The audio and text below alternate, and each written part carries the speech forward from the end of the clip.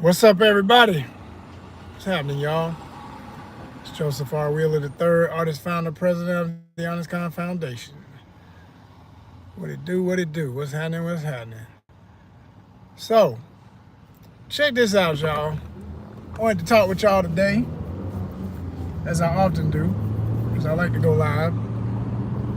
Helps the numbers, helps y'all know more about who I am as the founder and president of this organization and how we move and what our intentions are as a multi-niche, multi-show, multi-conceptual, living your best art life enrichment-based content organization.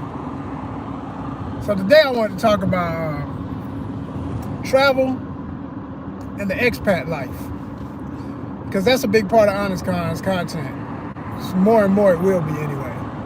We've always had an interest in travel, and I've done a series of at least 3 vlog series. Actually 4 or 5, way more than 3, but 3 international ones, let's put it like that. Because every time I go somewhere, that's a vlog series. When I was in Jacksonville, Florida, went down there twice, did some content, that's vlogs. Even going somewhere in the state, in Georgia, Amicalola Falls, went there twice. Those are vlogs. All this vlog. Anytime I do a trip, anytime I take a field trip, so to speak, or a staycation or other abroad, international especially, those are our vlog series. Covering an event, all those are vlogs. All those. So yeah, there's a lot more than 3, but I'm talking about the international trips, okay? Which are Malaysia, Mexico, Dominican Republic so far. Rest of the world coming soon, okay?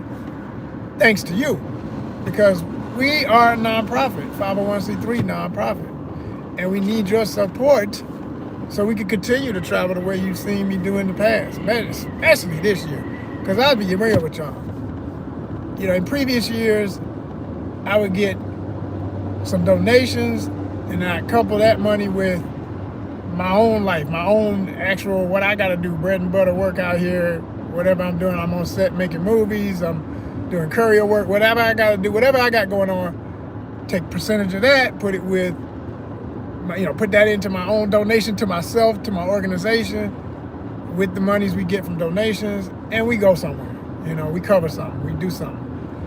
And especially like with Malaysia, that's how that happened. Like the ticket to even get there, I always like to give proud credit to all my people who supported and sent donations back when we did that in 2023. Was it 20? No, 22. 22, 23. Yeah, that was 22. 2022.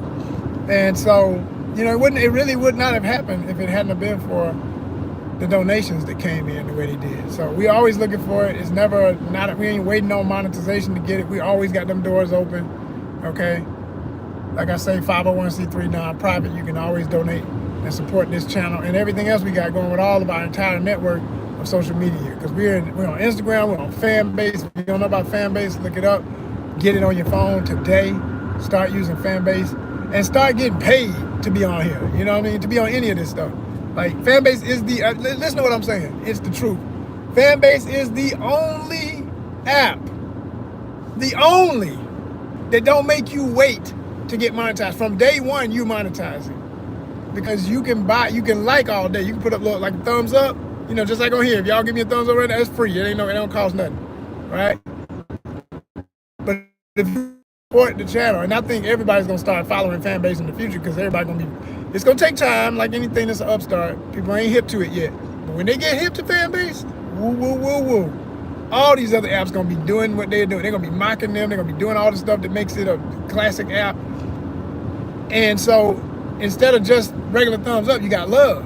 But you have to purchase love, and there's other apps that do this kind of thing. You have to purchase the little things you can give people, and like I've seen, I forget the name of this thing, but years ago there was this there was a connection between one of my favorite dating apps and this other social app that people kind of treat like a dating app. It's really more just a bunch of chat rooms, and it's mostly when I realized that there's another world of cam girls that ain't out here doing, you know, OnlyFans level stuff. They just, cute girls, go live in their bedroom, and just look cute and be getting dudes paying them money for that. Like literally, that's all they doing. They just sit there and dudes be sending these little, you know, they have these emojis they pay for, just like I'm saying you pay for the hearts on Fanbase. And I realized from watching this, because I was like, what the hell? It's like, you know, I'm older, so like a lot of this stuff just, I'm like, what world is this? What am I watching right now? Because I'm like, why is she so happy every time she gets an emoji and stuff? And then then it dawned on me, I started realizing, oh, you pay for that. You know, folk paying $5. I mean, some folks on there, I'm like, these guys must be balling, or they just going into the deck trying to get the attention of their favorite cutie that they like or something, but they sending money. So like, okay, this is why these girls sit on here for hours, because they paying their rent off of sitting there, putting on their makeup, or already got their makeup done, got their hair done, and they just shoot the breeze with these dudes that are just miserable and can't find a real woman in real life. And I understand why, for all the reasons of how the world is crazy, but we ain't gonna get on that topic right now. Okay, and they may have a little bit of change on them, so they shooting money over there just to keep the conversation going and feel like they got a friend. And I said, wow, this is deep.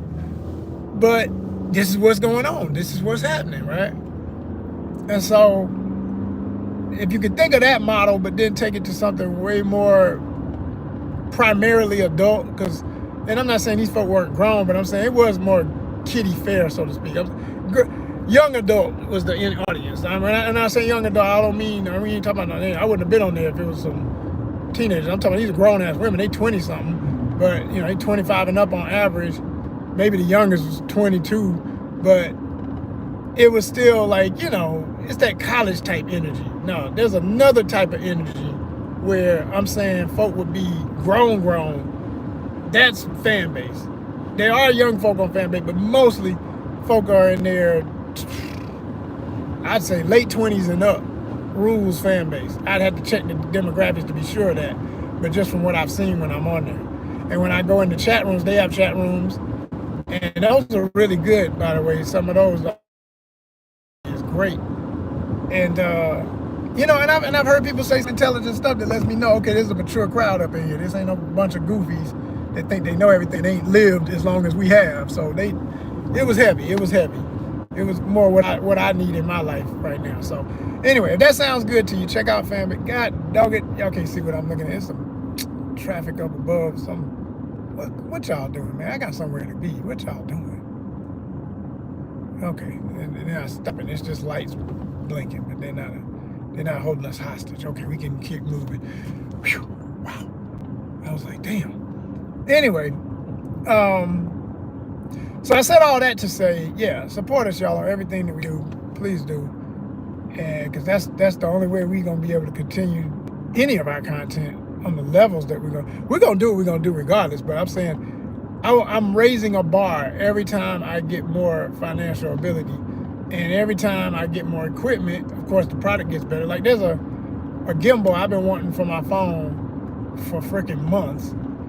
I could get it through a certain famous Chinese-based company that ships all kind of cool stuff for affordable prices. And we all know with these tariffs and stuff going through the roof, it's about to get crazier to get that stuff and more expensive to get that stuff. So, you know, more than ever, it's needed. The finances are needed. And it's like, that's how we're going to be able to do everything we're going to do. So I think I've said that enough. There's my speech for the beginning of my promotional speech. Now, let's get into it. I was talking about concept of travel and living an expat life and how more and more that's becoming not only popular, but more appealing to a lot of us, including myself, who have been fed up for all the obvious reasons of what's going on here. But at the same time, you may not necessarily want to leave permanently, which is not my plan. I don't want to ever give up my citizenship. I just want to do what I see people do when they live a true expat, what they call it, digital nomad life. I like that phrase too. Digital nomad. It just sounds cool. I always like the word nomad. The ability to just, you know, constantly pick up and go to find new places to be for whatever suits your need and resources, and all that. I love that. That just, yeah.